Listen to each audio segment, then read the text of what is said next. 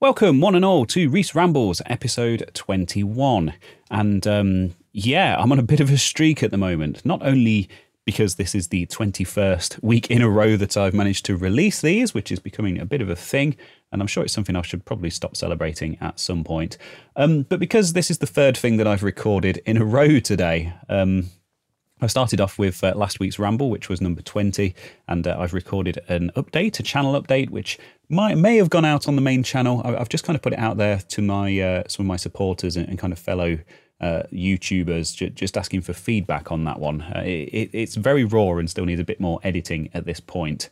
But yeah, I'm just kind of bouncing the concept around and kind of running out of time to get that done. Because the reason for that is that I'm on holiday. I'm not on holiday right now, but I will be on holiday. But by the time you hear this, I will be back from holiday. So don't take that as any kind of invitation to come and rob my house or anything. But that's the reason why, obviously, I'm rushing to kind of get stuff recorded, because I don't want to break my streak. I've worked so hard for my streak. And I also don't want to neglect my YouTube channel. So there we go. That's the story behind that. And I've also got a load of work stuff that I've got to sort out before I go as well, as is the plight of the self-employed person. But hey, my social media empire, my content creation empire is more important than my day job, obviously. You know, I don't need to pay the bills. I need to entertain people on the internet. But there we go. So this week's Ramble might be a bit shorter. We'll have to see how it goes and how much stuff I can come up with off the top of my head. So yeah, it'll be interesting to see what the response is like to that channel update. I haven't done one of those on my main channel for such a long time now. I always kind of do updates and behind the scenes stuff in these Rambles, and on my second channel, of course, where these Rambles are also hosted. And yeah, so it'll be interesting to see how that's received. I actually worked out that it was March 2021, the last time I did a channel update type video. And I was still doing stuff very much unscripted at the time. And it was quite interesting to go back to that old workflow of printing out a list of bullet points on a piece of paper and taping it to the tripod, and then sitting there and kind of thinking of stuff to say, which is very similar to how these Rambles are put together. Over the course of a week, I'll kind of think of stuff and I'll take notes, and then I sit here with a document open in front of me with a list of bullet points, and yeah, just kind of riff off of those, and hopefully that means that I don't run out of stuff to say.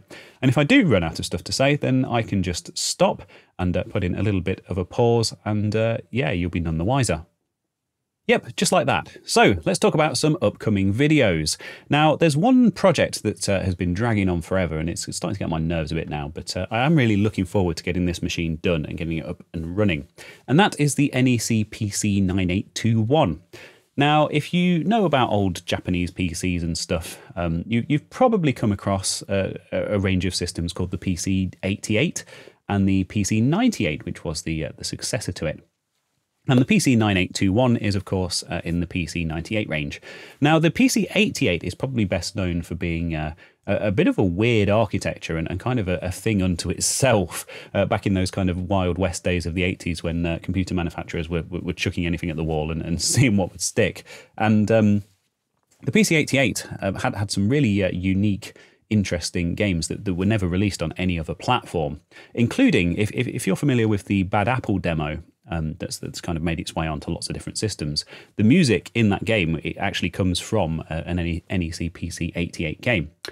Now, those machines are worth an awful lot of money because they're quite kind of mystical and kind of respected and revered in the retro computing community. But the PC 98, the later ones, were actually kind of more PC compatible and a lot more boring, if I'm honest with you. And there are certain models, certain later models, that you can get for next to nothing. I mean, the ones that I've got are all-in-ones with an integrated CRT monitor and stuff. And I think one of them was like £14 or something, and then the other one was like, God knows, something like £11 or something like that. Obviously, there's the shipping from Japan, and I went for the slow boat option, which meant that they took months to arrive. And because they weren't very well packaged, one of them was almost completely destroyed when it arrived as well, which is all stuff that you'll see in the video. And that's why I have taken the decision to obviously build a decent one out of the two. Thankfully, the much nicer cosmetic one is the one that kind of survived better, so to speak, although not really, because there was a lot of internal damage on that one. But yeah, the really grubby, disgusting one actually got quite smashed up, and well, you'll see it all in the video. It's sharp bits of plastic poking out everywhere, and it's beyond repair. But interestingly enough, the clean one of the two actually had a hardware fault, some kind of ROM fault, whereas the really filthy, disgusting one actually works okay and had a hard drive in it, which I've actually managed to recover some data from, which will be very interesting to look at. Particularly, yeah, how much detail do we want to go into? Are we going to spoil this video? No, there's a lot of stuff to cover. But yeah, I did manage to recover some stuff off the hard drive, and it seems that the previous owner used the TV tuner to his advantage, and the screen captured some quite interesting things. Yeah, I don't know if it was a single man living in his Tokyo apartment or what. It'd be interesting to know the story behind these, but unfortunately, I couldn't really find anything kind of personally identifiable on there. And then that hard drive kind of actually died shortly after I managed to recover the stuff from it. So that would be quite an interesting thing to cover in the video. And yeah, the thing that's holding me up on those PCs. So but basically, the more I dig into them, the more issues I find. For example, the nice clean one that I'm trying to rebuild and get working. All of the screw posts inside that hold the actual CRT tube in place were like snapped off, because obviously it's had some kind of impact, and the weight and the momentum of the CRT has actually snapped those off. And I had to find a way to stick those back on in a way that would be strong enough to take the weight of the CRT, of course. So I came up with a solution for that, and it works, and it looks great, and it's not something I've seen in a video before. It's quite obvious, so I'm sure it's probably been done before, but yeah, I was quite pleased with myself when that all came together, and it was all kind of solid again. And then I discovered another issue. I was just kind of in the process of cleaning everything one last time and starting to reassemble it, and I spotted that one of the potentiometers on the monitor control board, or the chassis, as I guess you would call it, had actually like snapped off and kind of broken in half. And I don't know what value those potentiometers are. There's one for brightness and one for contrast, and I don't know if those two are the same.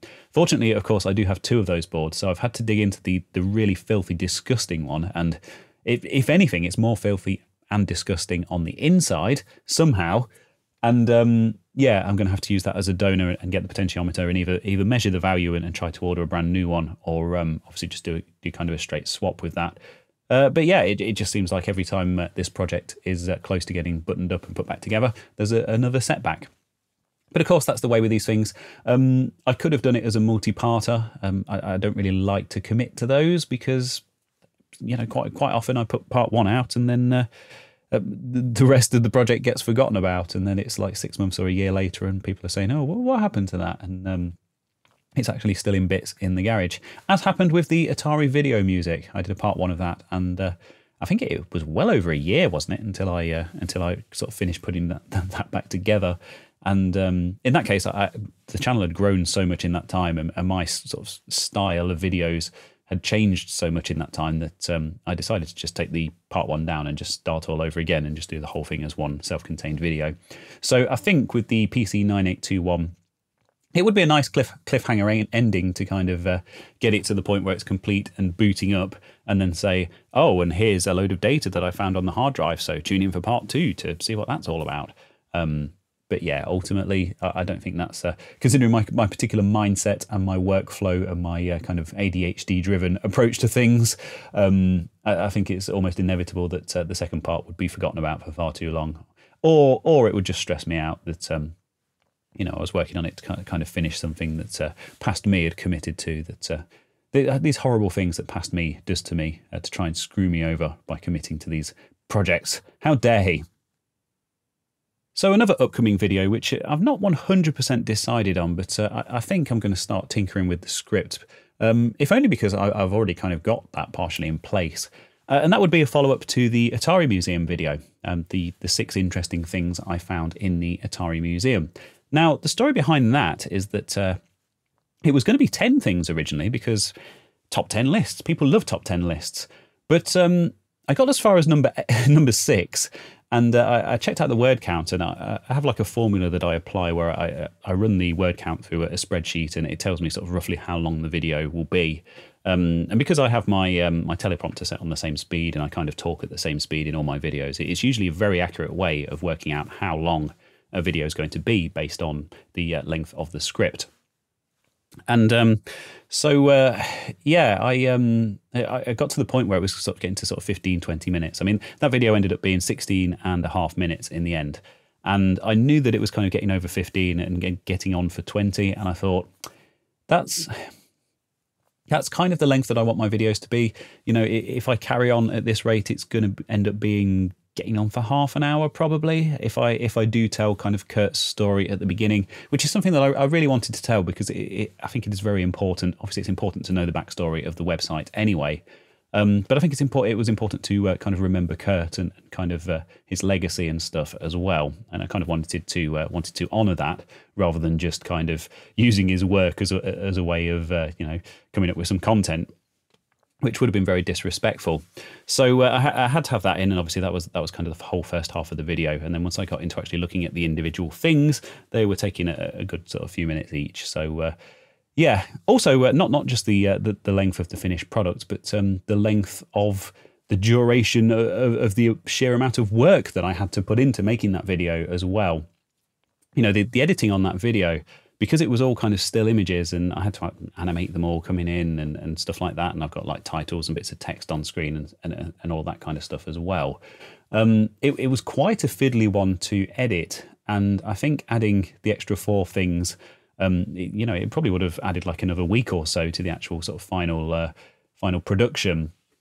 And I was just getting conscious that it had been a while since something had been released on my channel. So I got to number 6, and then I thought, nope, let's wrap it up. Let's stick an outro on this, and if I want to revisit it, then I can do that. And I'm very tempted to do that, because there's some really interesting things on the list, on the short list still.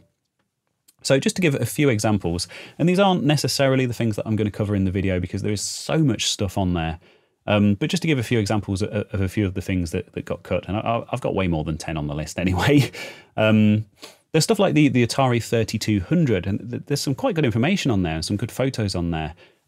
It was supposed to be the successor to the 2600, of course, their iconic original console from 1977. And yeah, the code name of that one was Sylvia, which is quite interesting. There's a story behind that as well, as there is with all this stuff. And there was going to be a redesigned TIA chip in there as well, which is obviously the J minor chip. You know, the guy that eventually went on to develop the Amiga and stuff. And yeah, he designed Atari's television interface adapter chips, including the one for the 3200 that never got released. So that's quite an interesting story to tell. And that console was abandoned in favour of the 5200, which of course was based on the same architecture as Atari's 8-bit home computers. But they got really far along with the development of that console, as I'm sure you can probably imagine if you've seen that first video.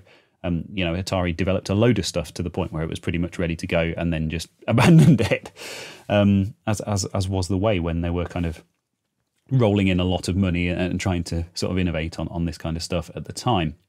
And on that note, there was another console that I was also really interested in covering, which was called the Game Brain. And I think this is kind of a better known story in Atari circles, but yeah, this one dates back all the way to 1978. And it was kind of a Pong machine, but a lot more interesting. I don't really want to kind of spoil things and give too much away, but again, it was final hardware that was all fully developed and fully working. A really cool looking console, and yeah, it just never got released. Same goes for a white prototype 2600 Junior.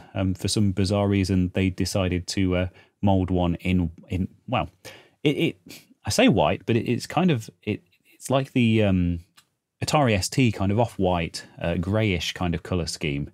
And it's a really cool looking thing. And evidently they manufactured it for some reason for someone to evaluate and potentially consider as a potential release. And yeah, that's another one that Kurt has in his collection that nobody really knows anything about. So would be a cool thing to show in a video. And you know what? Let's go through the other examples as well, because this video is probably still a while off. And like I say, I won't necessarily cover all of this stuff. So there was an interesting story about something called Puppy Pong, where it was a bar top version of Pong. And this was developed very shortly after the original Pong, and used the same internals and stuff. And it was modelled after a dog kennel, basically, and obviously quite reminiscent of Snoopy and all that stuff that was kind of quite big at the time. And Charles Schulz, who was the guy behind Peanuts and behind Snoopy, actually got wind of this thing and got in touch with Atari and said, look, this isn't on. This is far too close to kind of my stuff. And if people see this in a bar, they're probably going to associate it with Snoopy and think that it's like an official partnership. So if you do go ahead with it, unfortunately, my company is going to have to sue you, and we're going to have to shut it down. So please reconsider. And Atari did. They actually listened to him, and that project was canned, which is kind of unfortunate, because it was a really interesting thing and very much a product of its time. And I believe that actually went on and eventually turned into an official partnership.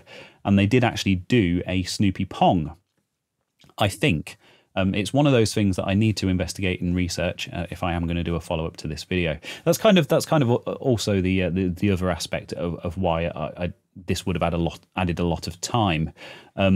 Because I did do some further research on all of the things that I included in the video, just trying to find other bits of information that were around at the time as well, rather than kind of leaning on Atari Museum entirely as the source for everything. Although, of course, it is predominantly Kurt's research that I used for the video. But yeah, it's always good to kind of back things up and find some extra interesting little tidbits that I can present to people. And yeah, let's pick another one. So the other one that's quite interesting, and this will be the last one, I promise, because I don't want to completely spoil everything. But Atari actually had something called an Adventure Center, which was a physical, interactive gaming experience, which opened in 1982. And I knew absolutely nothing about this, and I know a fair bit about Atari history. It's something I've been sort of studying for 15, 20 years. And I was completely unaware of this, and there's so little information about it. And there is a video which is sort of very grainy and sort of low resolution and doesn't really show much. But yeah, there's this Atari Adventure Center was an in-person interactive experience for kids. Opened in 1982 at Marriott's Great America Mall, apparently. And yeah, something that I really want to go out and find some more information on and kind of show people in a video. And so much stuff like that, so much stuff that's not kind of just consoles and computers and prototypes. And it's amazing just how many sort of pies Atari had their fingers in at the time. And it's no surprise that they burnt through so much money and obviously ended up being rescued by the Tramiels and everything else, which yeah, eventually, of course, led to their downfall. So yeah, so it would be really cool to cover all of that stuff and more in a follow-up video, I think. Now, just on a completely different topic to finish on, but I thought it'd be something quite interesting to talk about, really, is that I finally completed the Lego Atari VCS, the 2600, that my wife, Catherine, very kindly bought for me for Christmas way back 7 months ago.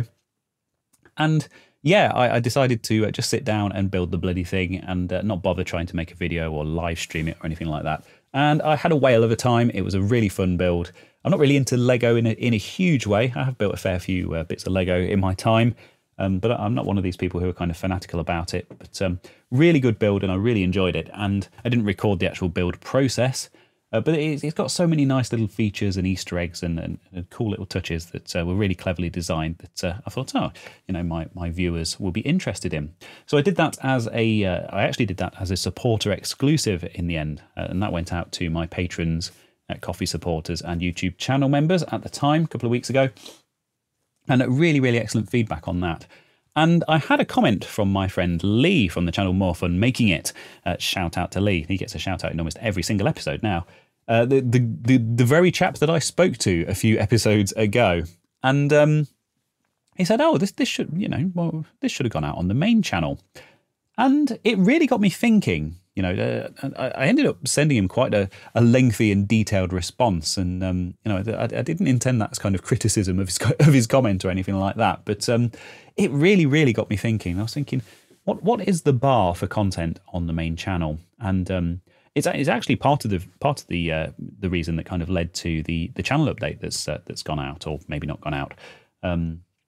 Because I was thinking, well, do I set my standards too high for myself on my main channel? I like to put 110% into everything that I do to kind of come up with a horrible, tired old cliche on that channel. And that's part of the reason that I do the second channel stuff and this and the supporter exclusive stuff, because I can kind of relax a bit and be a bit more sort of myself and not have to make sure everything's really sort of well polished and everything.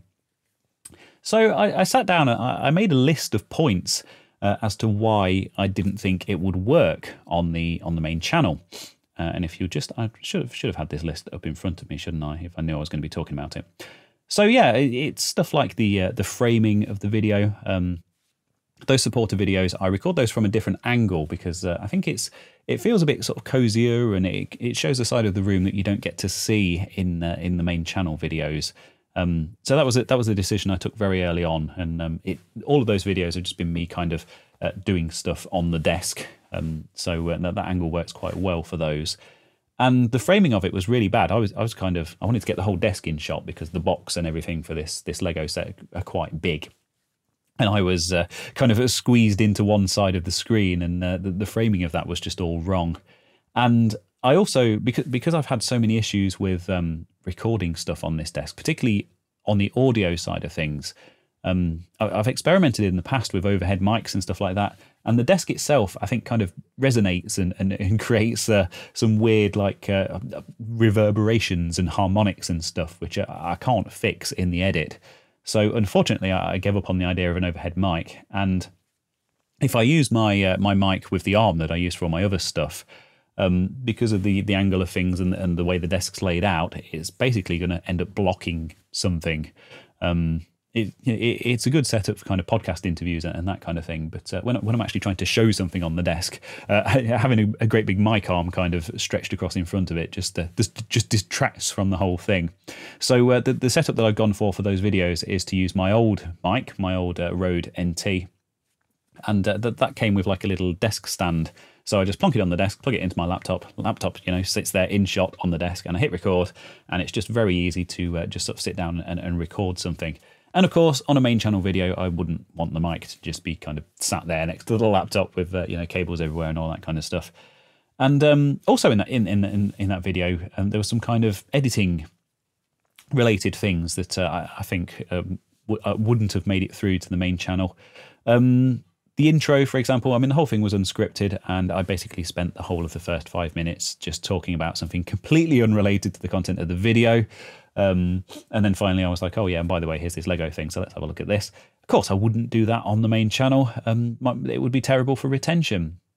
I'm sure people would find it very relatable if they were kind of regulars of mine and watched and listened to all of the stuff that I do. But yeah, unfortunately, when you have a YouTube channel, you kind of have to appeal to that wider audience, and you have to get to the point, which is of course something I've talked about before.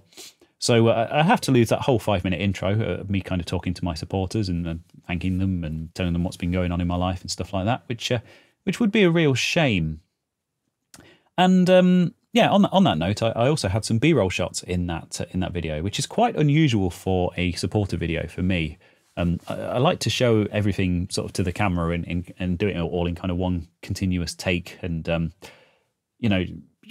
it's like you're sat there with me and I'm kind of showing you something and talking you through it, which of course naturally in person you wouldn't have B-roll shots for. I wouldn't like grab your head and shove it into the desk and show you close up what I'm talking about.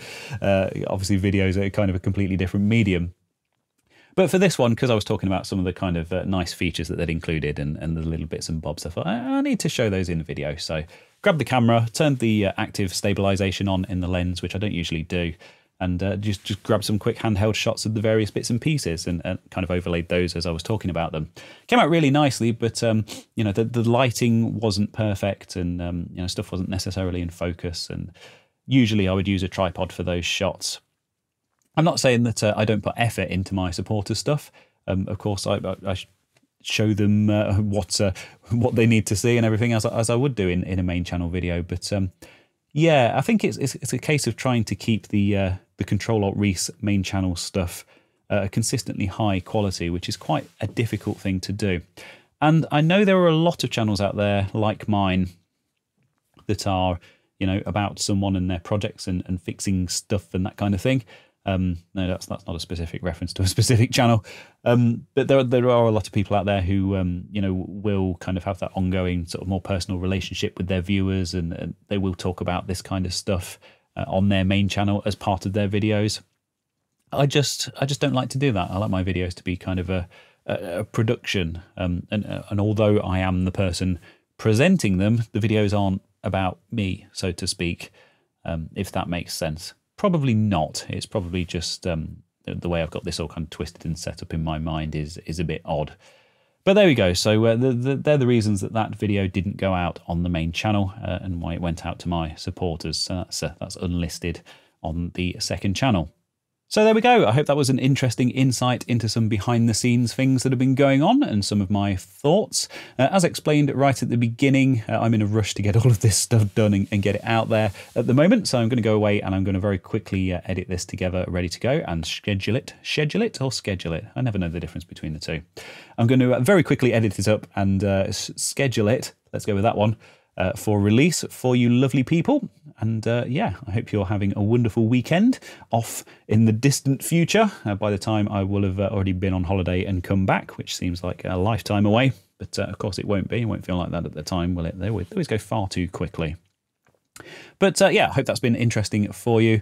A little bit of a frantic ramble and a bit of madness for a change. But yeah, that's me to a T. So there you go. So thank you very much for listening, and yeah, I hope you have a wonderful weekend, and go and subscribe to something, whatever really, whatever takes your fancy. Bye.